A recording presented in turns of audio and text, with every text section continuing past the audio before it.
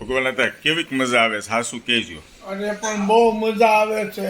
આવું કોઈને પગ હવે દાબવાનું કેવું પગ પડે દાબવાનું કોઈને કહેવાનું નથી. નકર હું કહેતા તમે ઘડી દાબીને હાલતા ઘડી દાબીને હાલતા. અત્યારના છોકરા છે ને નો દાબે હો આ પગ. ઘરનું મશીન લીધું. આ ઘરનું મશીન જો દાદાએ લીધું છે. હા. અત્યારે દાદાની પિંડી દુખે છે તો મશીન દબાવે છે, બરાબર ને? હા હા હા તમને ખબર હતી આવી ટેકનોલોજી આવી આવશે ભગવાન ટેકનોલોજી મને ખબર નહોતી. એમને આવી આવશે એવી ખબર હતી? આપણે લઈ લીધું હવે ઘરનું લઈ લીધું.